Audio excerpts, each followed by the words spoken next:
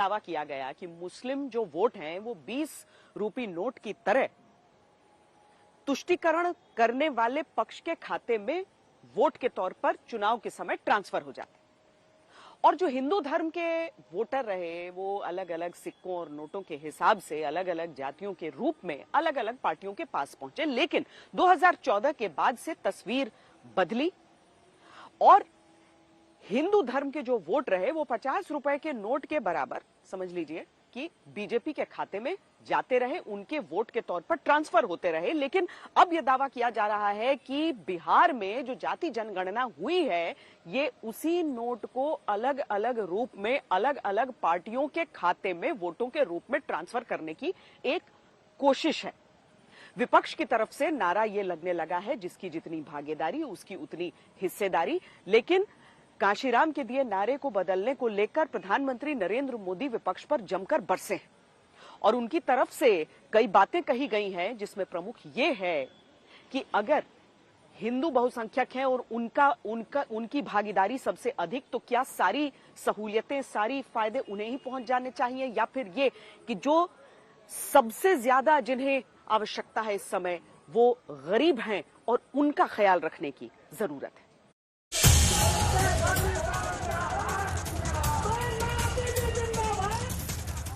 80 से 90 के दशक के बीच दलितों को सामाजिक न्याय दिलाने की लड़ाई लड़ते काशीराम ने कई नारे दिए।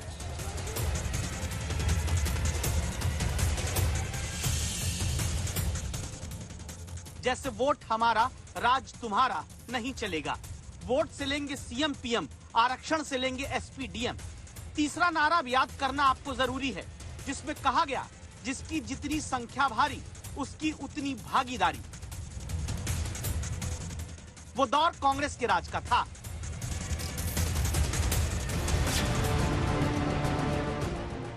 वो कांग्रेस जो 1953 में पिछड़ा वर्ग आयोग बनाकर काका कालेलकर की रिपोर्ट कभी लागू नहीं कर पाई। वो कांग्रेस जो 1980 में जमा हुई मंडल आयोग की रिपोर्ट पर इंदिरा गांधी से लेकर राजीव गांधी की सरकार तक कुछ नहीं करती। वो कांग्रेस जो 1990 में मंडल आयोग की सिफारिश लागू होते वक्त विरोध करती है। वो कांग्रेस जो 2010 में राज्यसभा में महिला आरक्षण बिल पास कराते वक्त ओबीसी के लिए अलग आरक्षण पर हामी नहीं भरती। वो कांग्रेस जो 2011 में जाति जनगणना की मांग होने पर संसद में कहती है कि जाति का प्रावधान लाने से प्रक्रिया जटिल हो सकती है। लेकिन अब कांग्रेस भी नारा लगाती है, कहती है जिसकी जितनी हिस्सेदारी उसकी उतनी भागीदारी। नारा देने के पीछे वजह है सोमवार को बिहार में जाति सर्वे की रिपोर्ट जारी होना, जिसमें बताया गया बिहार में ओबीसी की आबादी 63% है।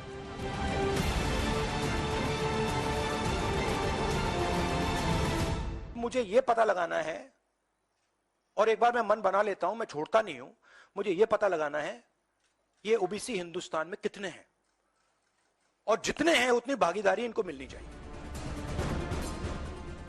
जिसको लेकर कांग्रेस पहले से अपना स्टैंड बदल कर राय रखने लगी। अब आपके मन में यह सवाल उठना चाहिए कि आखिर जो कांग्रेस पिछड़ा वर्ग आयोग बनाने से लेकर मंडल आयोग की सिफारिश की फाइल तक पर फैसले नहीं ले पाई, उसका हृदय परिवर्तन पिछड़े वर्ग के लिए अब क्यों हुआ? हर ओबीसी युवा को यह समझना है कि क्या आपको इस देश को चलाने में भागीदारी मिलनी चाहिए, हां या ना। अगर मिलनी चाहिए तो क्या आपकी आबादी 5% है, हां या ना। इस हृदय परिवर्तन की वजह है वोट पड़ने का तरीका। ग्राफिक्स से यह बात समझिए। बीजेपी को 2019 में सवर्ण हिंदू वोट का 60%, ओबीसी का 44%, आदिवासी का 46%, दलितों का 41% वोट मिला। ऐसे कुल हिंदू बहुसंख्यक वोट बीजेपी को 52% मिले, जो 2014 के मुकाबले 9% ज्यादा रहे। राजनीतिक विश्लेषक दावा करते हैं कि जाति के नाम पर बटे वोट को एकजुट करके हासिल करने वाली बीजेपी के किले में विपक्ष अब जाति जनगणना और ओबीसी को आबादी मुताबिक हिस्सेदारी की मांग करके तोड़ना चाहती है। इसीलिए 24 घंटे के भीतर प्रधानमंत्री स्पष्ट कर देते हैं कि वोट बांटने वाली सियासत वो चलने नहीं देंगे। कांग्रेस किसी भी कीमत पर देश के हिंदुओं को बांटकर भारत को तबाह कर देना चाहती है। कांग्रेस गरीबों को बांटना चाहती है। नरेंद्र मोदी इतने पर नहीं रुकते, इसके आगे पूछते हैं कि अगर आबादी से हक तय कांग्रेस करना चाहती है तो सबसे बड़ी आबादी वाले हिंदू को हक दिलाने की बात क्या कांग्रेस करेगी? मैं सोच रहा था कि पूर्व प्रधानमंत्री मनमोहन सिंह जी क्या सोच रहे होंगे। भारत के पूर्व प्रधानमंत्री मनमोहन सिंह जी तो कहा करते थे कि देश के संसाधनों पर पहला हक माइनॉरिटी का है, अल्पसंख्यकों का है, और उसमें भी मुसलमानों का है। अब कांग्रेस कह रही है कि आबादी तय करेगी कि पहला हक किसका होगा। यानी क्या अब अल्पसंख्यकों का हक कांग्रेस कम करना चाहती है क्या?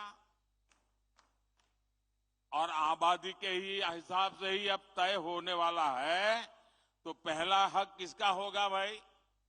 किसका होगा? आबादी किसकी ज्यादा है?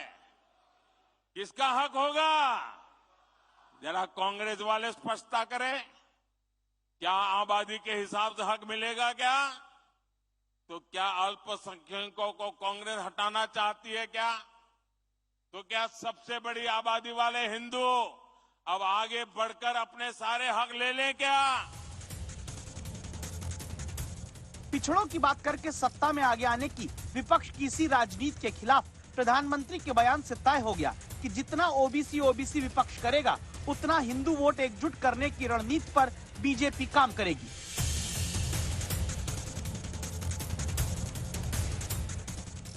दावा है कि बीजेपी का मुख्य फोकस कांग्रेस की जितने आबादी उतना हक के नारे पर रहेगा।